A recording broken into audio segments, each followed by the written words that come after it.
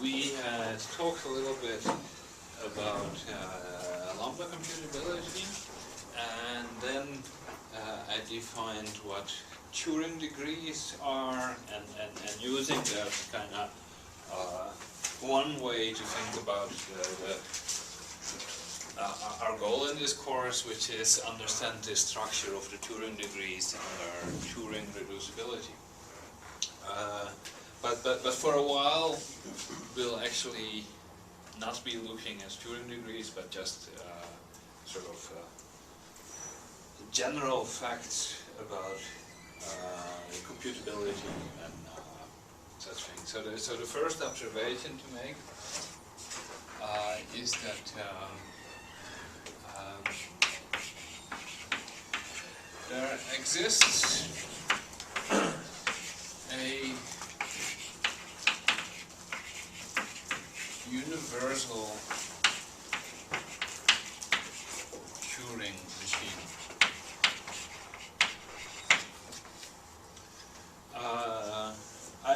And this turns out to be a rather important thing. So this is to say that there exists one Turing machine, let's call it U, that if you give it two inputs, one of the inputs is E, which is the code for a Turing machine, right? We know that Turing machines can be coded, and so you can give.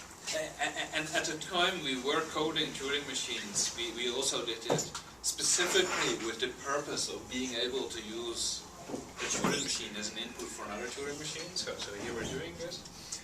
On input X, compute the result of the eth Turing machine on input X, and now of course there might be divergence in here that have the same convergence and divergence behavior as well.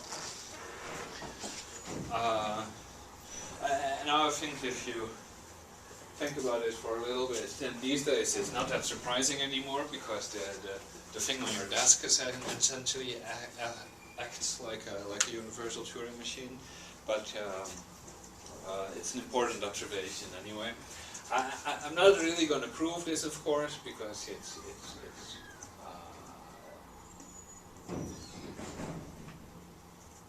not hard, but involved, and there's a lot going on.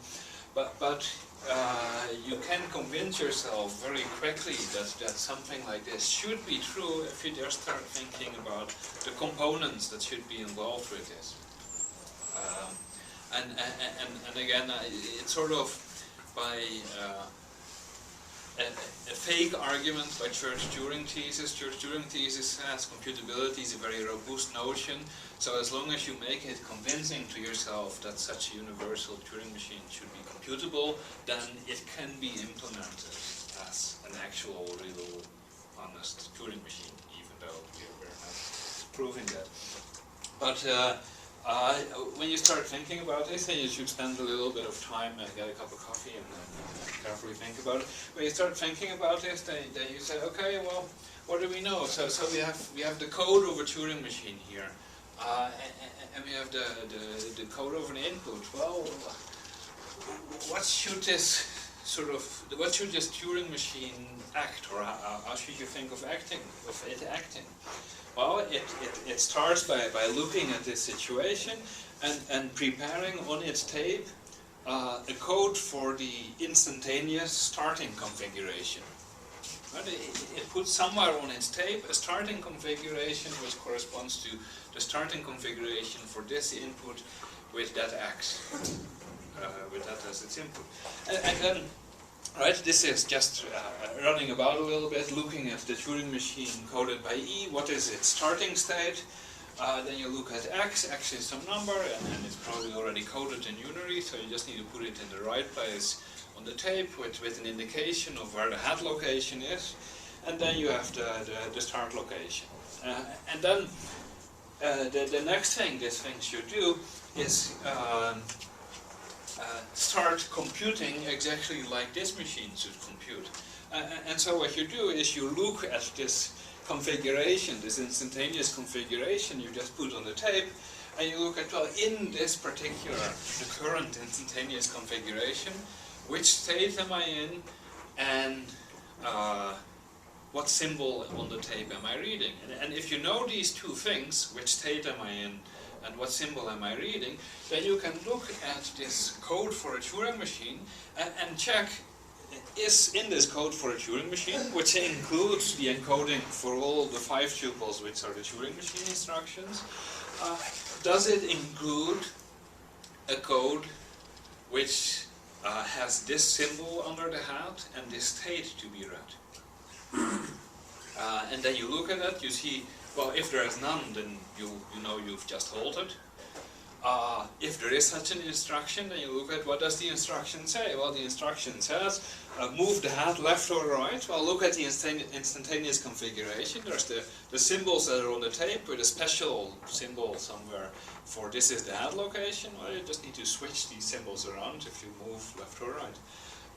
And then you change to a different state, and then you go to the location on the tape where you're memorizing which state you're currently in, and then you change the state exactly as the instruction is telling you to do. To me, this is already a reasonable description, except I've lied to you a little bit, because I said things. Right.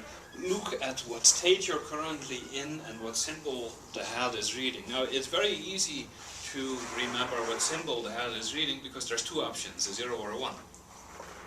Right? And so you can imagine this universal Turing machine in the state where you start searching through these instructions. It has 2 varieties, one where you know that you just read a 0 under the hat of the tape you're simulating, and the other that you're reading a 1 in this hat. This doesn't work the same way with the set of states of E. Right? E is an arbitrary Turing machine. And what is an arbitrary Turing machine? Well, it's a collection of 5 tuples of instructions and a finite collection of states. Right? And we said, in the encoding of this finite collection of states, we might as well pretend that these states are labeled 0, 1, 2, 3, 4, 5, and some finite initial segment of the natural numbers. But there certainly are Turing machines with arbitrarily many states. And so you do not a priori have a bound on the number of states, and therefore you cannot choose the universal Turing machine to have enough different states to remember what the state is the machine you're simulating is in. So you have to do something a little bit different, and one of the things which works pretty well is to just do string comparisons. If I have a tape and I'm trying to I'm trying to remember the state, except that I can't really remember the state. So what you need to do is somehow say I have this one sequence of 1s here, which represents an index for the state in this code. And I have another sequence of 1s or 0s, a pattern of 1s or 0s, which represents the current state of the machine I'm simulating in. And then you just need to compare these two. And to compare these two, you really need to kind of go back and forth between them and see, here I just read a 0 here. Remember where you just read that by putting something on the tape, because you can't actually remember it in the state because there are too many possible states in that case. So you need to remember it by writing something on the tape. Then you move over to the other location and you compare, is there a 0 there or not? And if there is a 0 there, then you say, yes, I made one step of progress in the comparison. If there's not a 0, then you know that it's not the case. But, right, like I said, I'm not actually going to do this, although I'm spending an awful lot of time on it. But there is this, in this whole simulation, there is this one subtlety that you cannot remember an arbitrary state in this universal Turing machine, because there are machines which have unboundedly many states. And that's why you need to, instead of remembering the whole state, you need to come up with a strategy for comparing 2 different bits of data on different locations in the tape. And I hope I hand-waved enough about that that you can figure it out. Anyway, you should think about that, and if you can't figure it out from what I just said, then you should ask me, and I'll say some more about it. But that's the one of the subtleties that U has a fixed set of finite states and therefore cannot remember in its state arbitrary things. It can remember the 0 or 1 and just that, it cannot remember arbitrary states, and so you need some trickery around that. Okay. Everybody kinda happy-ish with that. I realize maybe it's not that easy to be completely happy with it because it was a little fuzzy, but I think I gave. I'm satisfied with the amount of detail I gave. Let me put it like that. Okay, think about it. Ask me again if you aren't. And in general, of course, this is the kind of thing where I would want to say, well, just look in the book. But I think the book gave even less detail than I just gave.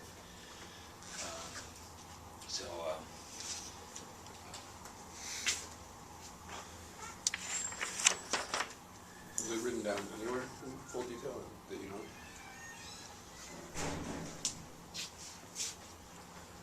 Well, so the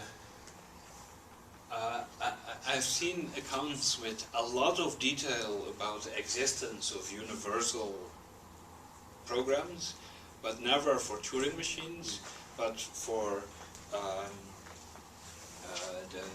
for register machines. I've seen a fair amount of detail written down, but that was in course notes for a course I took in the Netherlands, which I probably don't no longer have. There's nothing to it, and then sit back, think about it, see if it makes sense. And really, if it doesn't make sense, then you should ask me, and I'll talk more.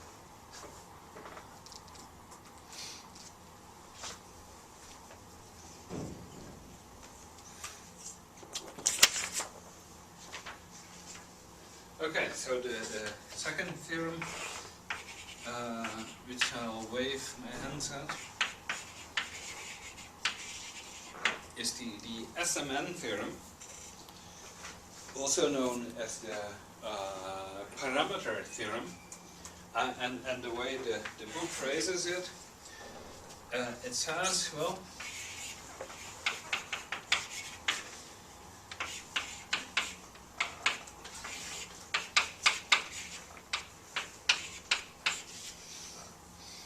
so there exists a 1-1 computable function such that this identity is true for all x, y, and z. And so what this is saying really is sometimes, and in fact fairly often, we have some computable function of two inputs, which in the particular context we're thinking of, we really just want to fix the first input and consider it as a function of its second input. Right? And you can certainly do that. But what the SMN theorem says is that there exists this method of obtaining the code for a Turing machine such that and obtaining this code is right. This code, the code for this Turing machine, is computably obtained from the code of the original Turing machine and the extra input you want to have. So computably, from this code of a Turing machine and this extra input, you can obtain the code of another Turing machine, and this other Turing machine computes exactly like the function I was describing. Pretend this function has its first input fixed, and only consider it a function of the second input. So again, of course, I'm not going to write down this particular Turing machine. I'll hand wave at it, but this hand wave is particularly simple, because what you want to do is, so this Turing machine, as it starts, it has the code for Z on its tape, and the first thing you want to do is change the code for Z into a code for the parent YZ. Right, at some point we had this convention about binary function. How do you input a binary function? Well, you have its first input as a sequence of ones written, then a 0, and then its second input in unary written. So this machine starts with just Z written in unary on the tape, and the first thing it has to do is, in front of Z, write Y in unary on the tape, and Y is fixed, right? So what does this machine do? It is pointing at the first one in Z. It moves to the left one step. There's a 0 there, it doesn't touch it. Then it moves to the left one more step. There's a 0 there, and now it writes a 1. And then it moves left again and it writes a 1. It moves left again, it writes a 1. It moves left again, it writes a 1.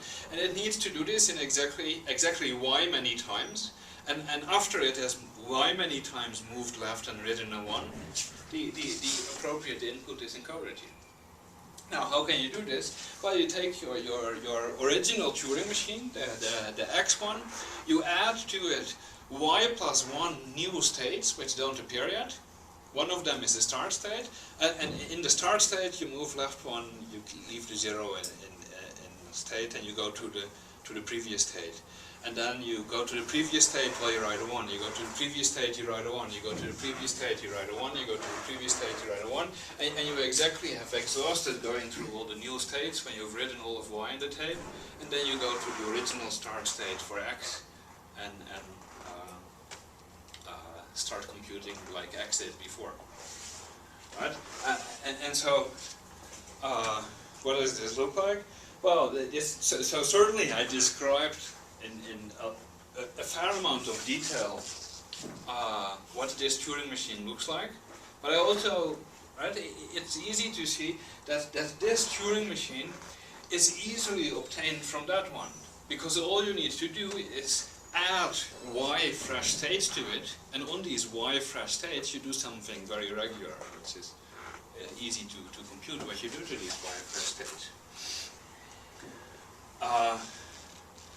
And then at this point you can also wonder, right, there's M's and N's here. Why is it called the SMN theorem when there appear to be no M's and N's in the statement? That's because you can easily do the same thing where Y is a sequence of M inputs and Z is a sequence of N inputs. And then for every such M and N, you can do the same thing.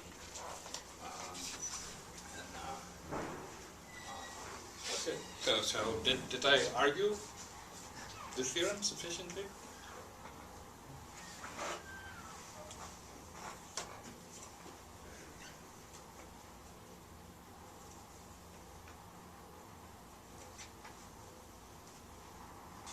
Okay, so nobody has actually read the theorem.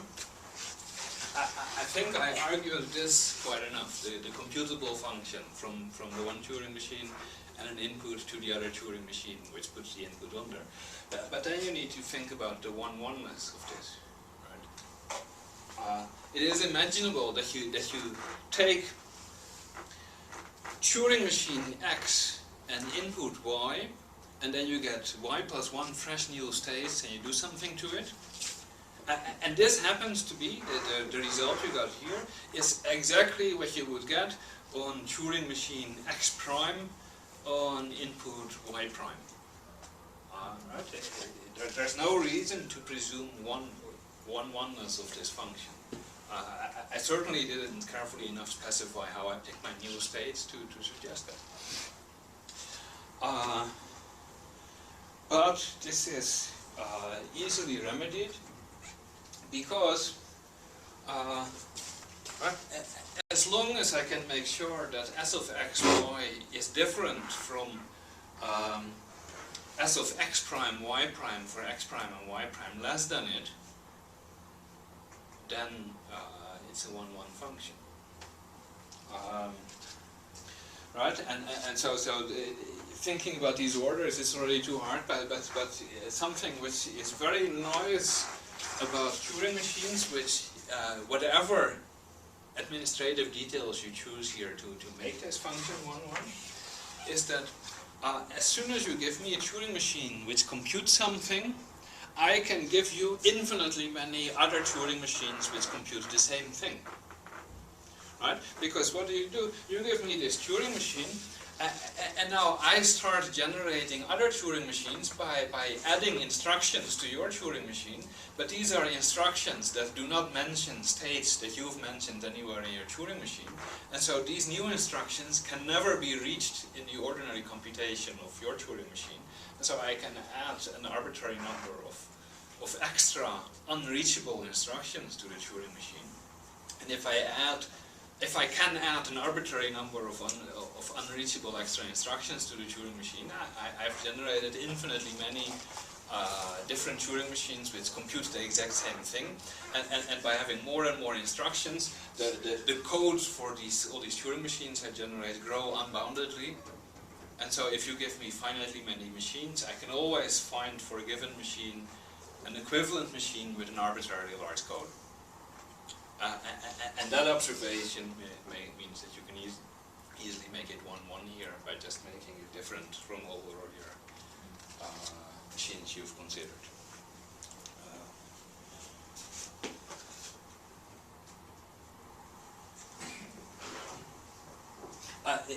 This theorem in particular is one that even though I might have just talked about it for 10 minutes, you should realize that it's trivial, right? And that's one of these statements which every now and then I say it, and it upsets lots of people because why are you saying it's trivial? It's a very difficult theorem. Thank you very much. When I say something is trivial, that doesn't necessarily mean that at this point it should be trivial to you now. It means that before the next lecture or in the next week or something, you need to think about it long enough until you agree with my statement that it's trivial. And if you don't succeed at getting to the point where you agree that this theorem is essentially trivial, then we should talk about it some more until you do agree. And that's what I mean when I say something is trivial. And in that sense, this theorem should definitely be looked at as trivial. There's nothing really going on. I made some observations. Make these observations a couple of times, think about them, and you'll see that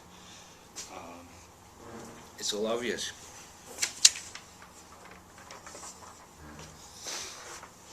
Okay. Good. Any questions on these two?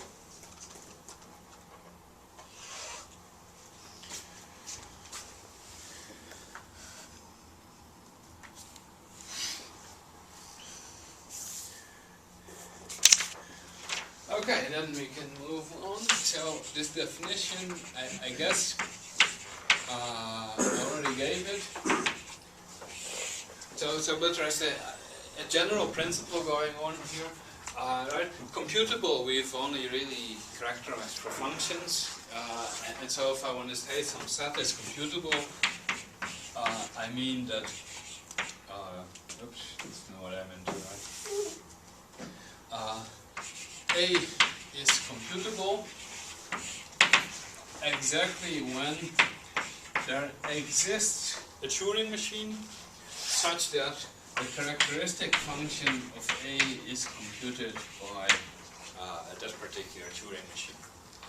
Right? So this says there exists a Turing machine that if I give it a natural number, its output is 0 or 1, depending on whether this number is in the set A.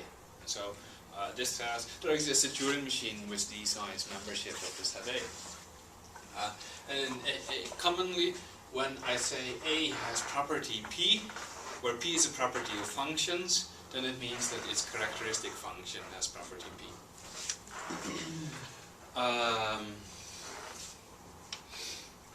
Right.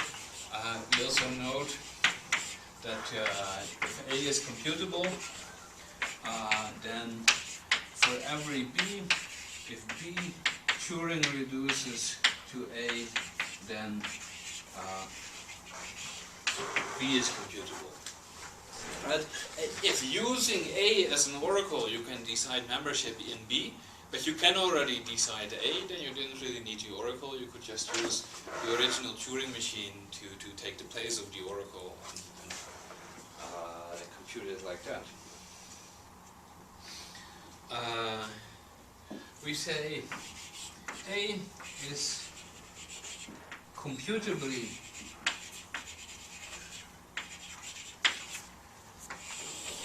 enumerable exactly when there exists a Turing machine such that A is the domain of that particular Turing machine. Right? We don't care what the output values are, but of course if there exists a Turing machine that has this as its domain, then there also exists a Turing machine that always outputs 1 and that has that as its domain. But we don't care about the output values. All we care about are where does it convert and where does it not convert. And the first thing here to notice is, of course, that it's a little bit asymmetric. If some number is in the set A, then I can start my Turing machine running, and at some point it will stop. And we found that it has converged, and therefore it's in the domain, and so you're in there. On the other hand, if some number is not in A, then we start this Turing machine, then we started running, and we started running, and we get very tired of waiting, and we get even more tired of waiting even longer, but can we decide at some point that we've waited long enough? Well, that's a very good question, and that very good question leads to this definition of the set K, which is the set of those x such that phi of x converges. So this set is the halting problem. There is simple variations of the halting problem. Really, the one I just suggested we cared about was a different set, the one that consists of pairs x, y, such that phi of x converges on y. Right, and so this is a different variation. I'm not going to deal with the variations. You can read about it in the book, but hey, they all share the same properties. Oh, before talking more about this set K, I wanted to make two observations. One is that if A is computable, then A is computably enumerable. Right? If you can decide membership in A, then you can in particular make a Turing machine whose domain is A, and the Turing machine acts like this. On a given natural number, it computes whether or not this number is in the set A or not. If it is in the set A, it has just computed an output and you stop. If it says it's not in the set A, then according to the definition of computably enumerable, you need to diverge. But right, if you're programming, it's hard enough not to accidentally start diverging. If you want to purposefully diverge, it's very easy. You just say, well, whatever I'm reading, I'm gonna keep looping and looping and looping and looping and looping and not doing anything. So it's very easy to say, if I see this output of my characteristic function, then I go into an infinite loop and I don't converge. And so that's exactly the proof. It says if you're computable, then you're computably enumerable.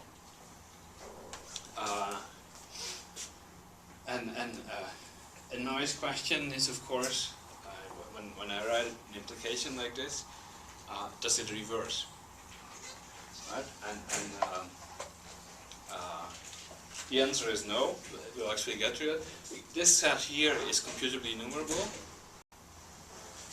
I guess I didn't argue that. That should have been the first thing I'd argue when I wrote it. This set is computably enumerable because what is it really? Well, it says, check this computation. well, this computation looks a little funny, but you can just start this computation because we have a universal Turing machine. And so this is the same thing as, does the universal Turing machine converge? Now, you're saying, okay, now I have a function of two inputs, but in the same way as we proved this S&M theorem, you can prove a theorem that says that it's very easy to make a Turing machine which, given an input, first writes the input twice on the tape and then starts computing as the original Turing machine with this repeated input on the tape. And so in that way you can change this domain of a function with two inputs into exactly the definition of the domain of a function. So that's the argument that this is indeed the computably enumerable set. And now we have to wonder, so does this reverse? And the answer is no, it doesn't reverse, because we'll be able to show that K is not a computable set. So it is computably enumerable, but it's not computable, and therefore this implication does not reverse. But this is as good a time as any to make the observation of something close to this, which does reverse, which is that if A and A complement here we write A bar, if both of these are computably enumerable, then A is computable, and this is it's certainly not the reverse of this implication, but it's kind of related. Now this is fairly easy to see. If both of these are computably enumerable, you have two Turing machines, Turing machine for A and a Turing machine for A complement. And on any given input, one of these two Turing machines converges. Because the one Turing machine has A as its domain and the other Turing machine has A complement as its domain. So what do? Well, you take your number and you start running both of these Turing machines at the same time. A little bit of bookkeeping involved, of course, but you start running both of these Turing machines at the same time. You know at some point one of the two will converge. You wait until one of the two converges, and the one that converges tells you whether this number was in A or in A complement, and therefore you can say whether the number was in A or in A complement. And so this is kind of a nice reversal to the other implication. It's not a reversal, but it gives you some indication of how close or far from that we are. Everybody happy with it a little bit?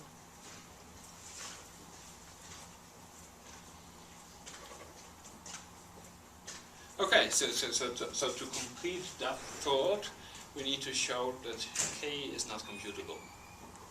If K is not computable, then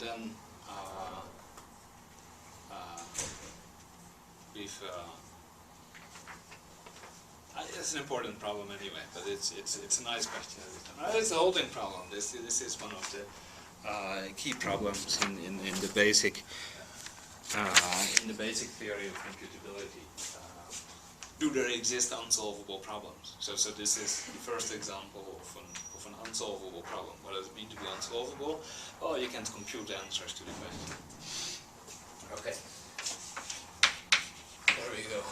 Here. K is not computable. So, how do you do this? Well, the way you do this is by saying, well, assume that K were computable. In that case, you get a particular Turing machine which computes membership or designs membership in K, and then you need to get to a contradiction. And the way we'll do this is we'll take this Turing machine which is given by presuming that K is computable. Using it, we will build some other Turing machines, and those Turing machines will give us the contradiction. So, if K is computable, then so is the function f. What is the function f? I'll copy it down so that I don't accidentally get something wrong. Not that it's very hard.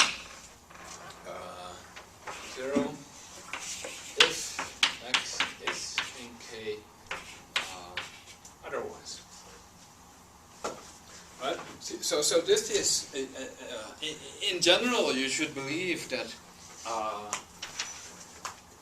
if you can compute something is the case or not, then you can use that to decide what to do next. That's sort of a general procedure.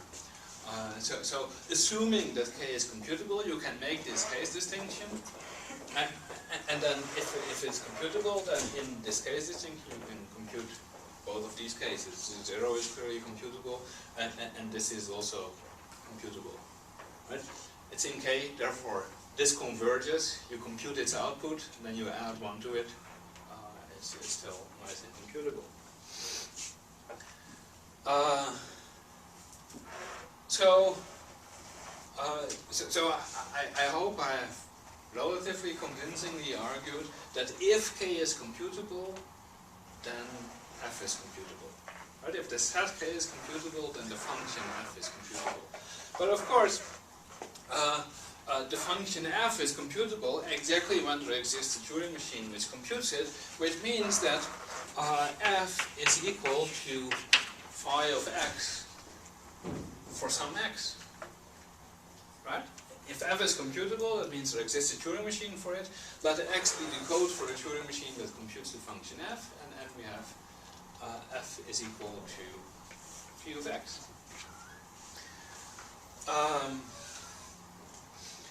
But then, right, if these, maybe I should put something like 3 bars, if these two functions are really equal as functions, then in particular they're equal on every possible input you could give, and therefore f of x is equal to phi of xx.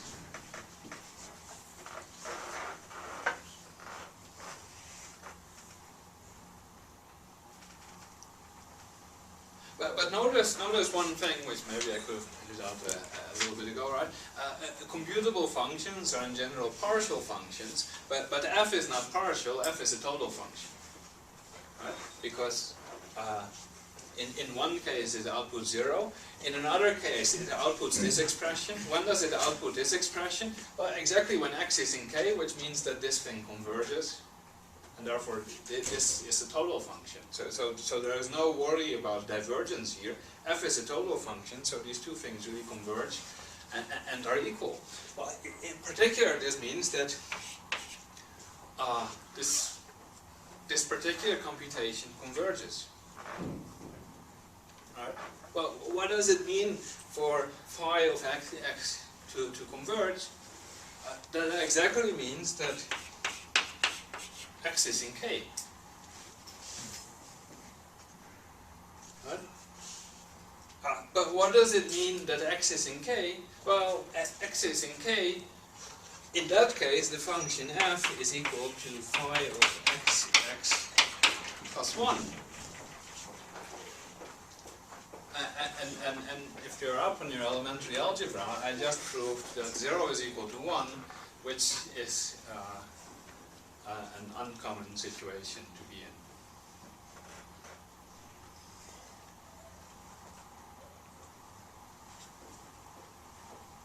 Therefore, right, contradiction. What is the only thing that gets contradicted? The assumption that K is computable. And therefore, K is not computable as we wanted to prove.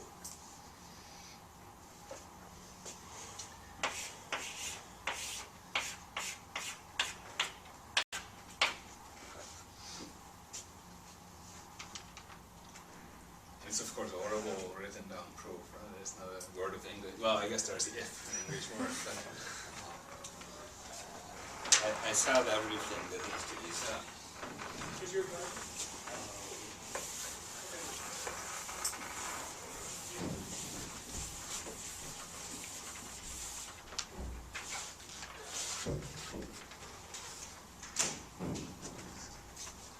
So K is a nice example of a computably enumerable set, which is not computable.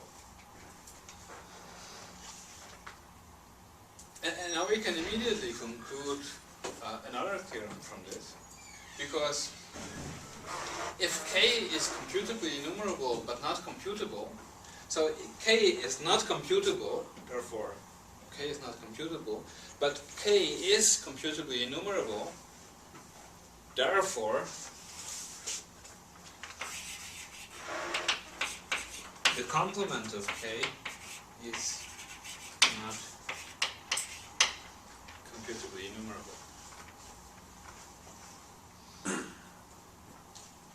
Giving our first example of a not computably enumerable set.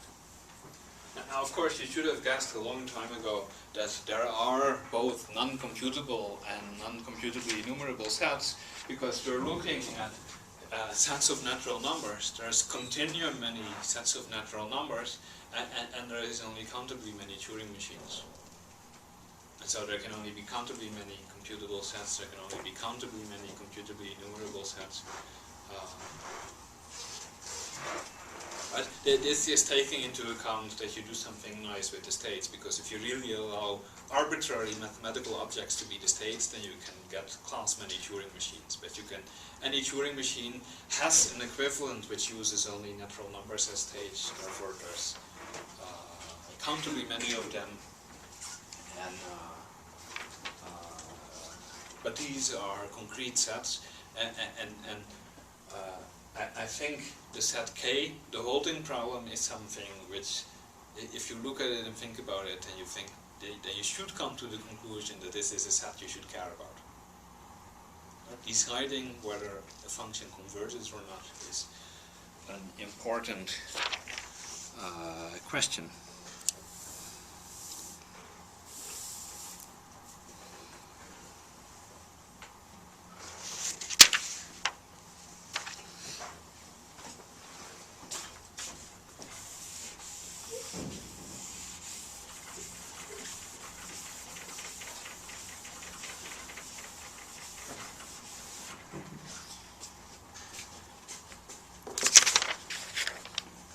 So when we index Turing machines with X, are we just ordering them in some way?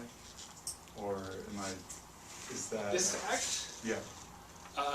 So when I think phi of X, the X Turing machine, then you should have in the back of your mind some encoding of Turing machines into the natural numbers. Depending on which encoding you choose, you have a different enumeration of Turing machines. But it's a little bit better than just arbitrarily ordering your Turing machines, because this coding and decoding is something which, if you have to, you can do effectively, which we did in our universal Turing machine. Right? It wasn't just that the universal Turing machine somehow miraculously knew what the ETH Turing machine was. It could look at the number E and decode from the number what the Turing machine involved was. So then it's possible that X might not correspond to a Turing machine, and in that case, does it just... If X does not look like the code of a Turing machine, then you can decide this, that there is something wrong with this encoding, and there's multiple choices you can do, because I think a bijection is nicer. Just choose a fixed Turing machine which you like best of all, and anything which does not look like the result of the coding scheme of your Turing machine is a code that corresponds to your fixed reference Turing machine, the one that you care about more than any other ones, or the simplest one. Turing machine with no instructions, and right, that's okay, and it always holds immediately, so that's a nice and simple one. It's nice to presume that any natural number is the code of some Turing machine which that achieves.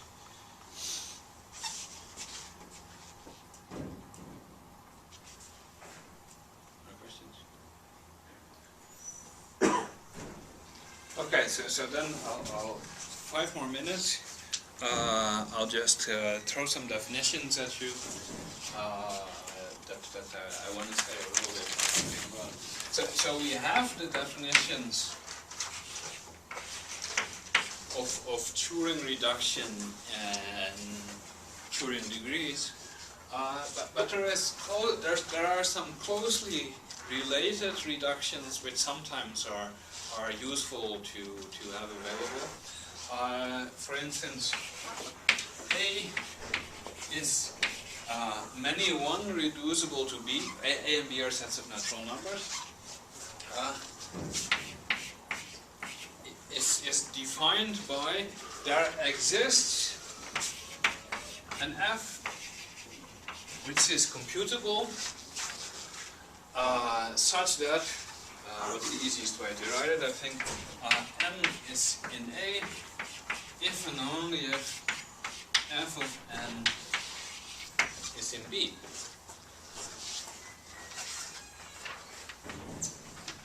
We say A is 1 reducible to B if there exists such an F which is 1 to 1.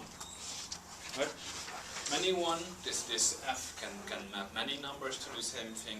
1, you need your F to be injective, but otherwise the same. And so how does this relate to Turing reducible?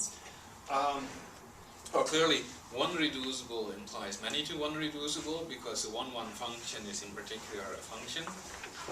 Right, this is computable. And many 1 reducible implies Turing reduction because in order to decide membership in B, if membership in A, if you have an oracle for B, then the first thing you do, you take your input, you compute the output function, and then you ask the oracle the answer to this one specific question. Now, it's not true, but I can at least argue that it's not likely that it reverses, because there's something very special here with this function, right? To decide membership in A, you need to ask one question in B, and the answer to that question is the answer for A. You don't get to change things around, for instance. In particular, is the question, right?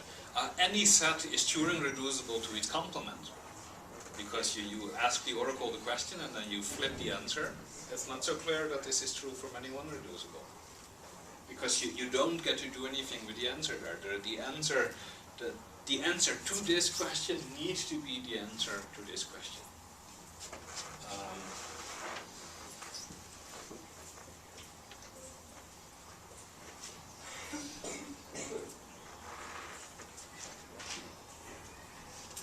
And to separate these two, you can just think about computable sets and finite sets, right? If you have a finite set in particular is a computable set.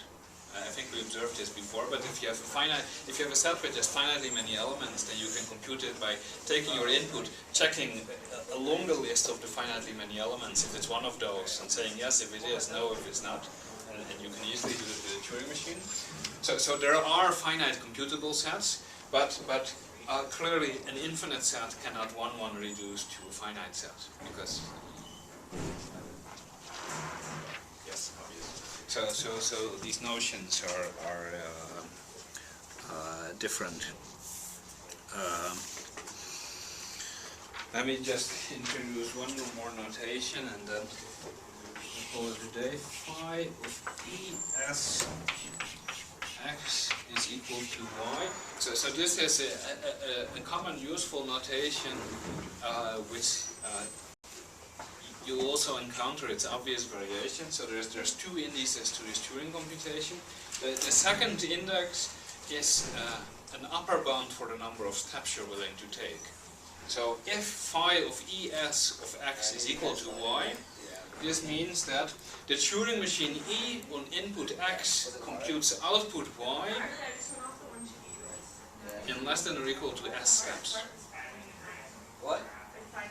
So in particular, what is nice about this is that this is a computable kind of thing, which without the S it's not, because without the S it's a holding problem. But with the S it's a computable kind of thing, because you just take your Turing machine X, you take your Turing machine E, you start it running on input X, and you run for a while, and after you've taken S steps, you know if you've halted or not in those S steps, and so you can really decide this question, which is useful. Okay, I'll leave it there.